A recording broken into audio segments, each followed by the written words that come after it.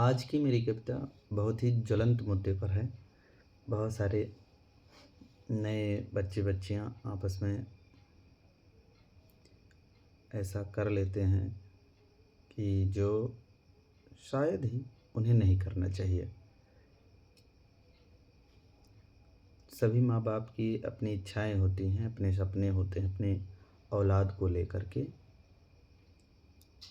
और कहीं ना कहीं वो उनकी मर्जी के बगैर काम करते हैं। तो उस पर ये मेरी कविता है, गौर से सुनिएगा। धरती का प्राणी एक संबंध में बंधा है, एक दूसरे के प्रति सत्यनिष्ठा से सधा है। उसी रिश्ते की डोर में संतान भी बंधी थी, आधुनिकता की दौड़ में वो मुक्ति खातिर खड़ा है। एक एक पंक्तियों को मैं दोबारा कह रहा हूँ। धरती का प्राणी एक बंधन में बंधा है, एक दूसरे के प्रति सत्यनिष्ठा से सधा है। उसी रिश्ते की डोर में संतान भी बंधी थी, आधुनिकता की दौड़ में वो मुक्ति खातिर खड़ा है। जो बच्चे अभी तक बिना लोरी के न सोते थे, पता नहीं कब वो बाबू सोना हो गए। बचपन में जो माँ बाप जागे तौलिया बदलने को, जवानी में वो कहीं उनका सुख चैन छीन ले गए। अब वो कहते हैं, बाबू अब तेरे बिना नींद नहीं लगती। अब वो कहते हैं, बाबू अब तेरे बिना नींद नहीं लगती। क्या कभी अपनी माँ की भी चिंता की है?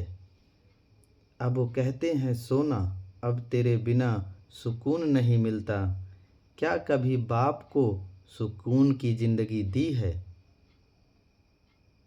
ये सब देखकर रिश्ते पर तरस आता है। ये सब देखकर रिश्ते पर तरस आता है। आँखों से बेबस ही झरने सा बरस जाता है। बेखबर कसूर हम आज किसका कहें?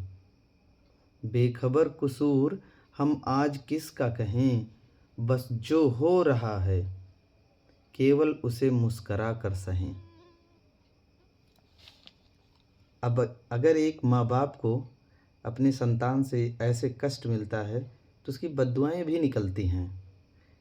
कहीं ना कहीं वो देना नहीं चाहता, लेकिन अंदर से अंतिम 4 लाइनें जरा गौर करिएगा। अब मैं अपने सपने और दर्द को समेट बैठा हूँ। एक माँ, चाहे माँ है चाहे बाप है, अपने संतान से जब हार जाता है तो क्या होता है? अब मैं अपने सपने और दर्द को समेट बैठा हूँ। प्यार करने से रोकूं तो पाप होगा। अब मैं अपने सपने और दर्द को समेट बैठा हूँ। प्यार करने से रोकूं तो पाप होगा। पर मुझे पक्का यकीन है उस कुदरत पर, तू भी एक दिन एक औलाद का बाप होगा।